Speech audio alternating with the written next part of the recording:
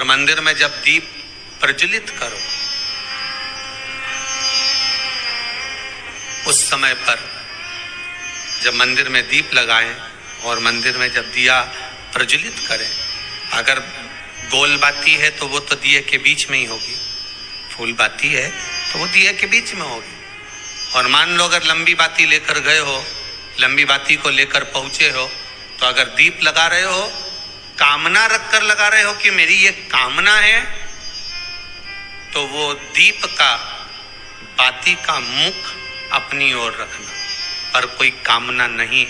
हम भगवान को केवल इसलिए रिझा रहे हैं कि मेरा भोलेनाथ मेरा भंडार भरे और मेरे घर में सुख समृद्धि दे। तो दीप की बाती का मुख भगवान की ओर होना चाहिए कि हमने तेरे भरोसे पर छोड़ दिया।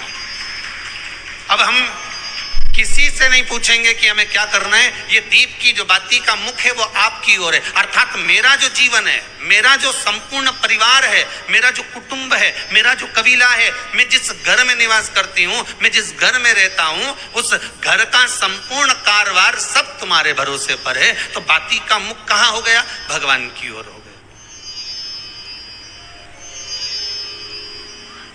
बाती का मुख फिर भगवान की ओर।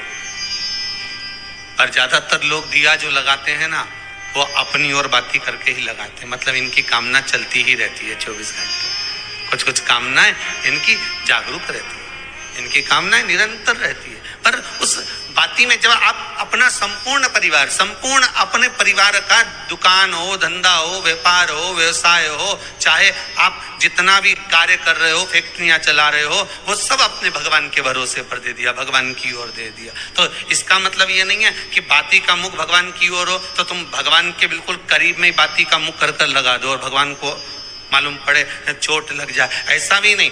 जब भी दिया लगता है, आप बहुत ध्यान देना महाराज, अगर भगवान जिस स्थान पर बैठे हुए हैं, अगर दिया हमको रखना है, भगवान जहां विराजमान है, दीप जब भी रखा जाता है भगवान के सामने, तो अपन जहां विराजमान है उससे भगवान और अपने बीच में कम से कम 2 बीता की दूरी तो होना ही चाहिए, जिससे भगवान को भी चोट ना लगे, भगवान को भी घात ना लगे। तुलसी महारानी को जो दिया लगाया जाता है वो तुलसा महारानी से दूर लगाना चाहिए। तुलसी के क्यारे में दीप लगाने का प्रमाण नहीं है कि तुम तुलसी के क्यारे के अंदर दिया लगाओ। पहले तो ऐसा नियम था कि तुलसी का जो क्यारा बनता था उसमें एक नीचे अलग से दिया रखने की जगह बनती थी, तो उसमें दिया रख दिया जाता था। आज के जमाने में इतनी जगह ही नहीं कि वह में रखो, तो लोग वो कुंडा में धर के आ जाए।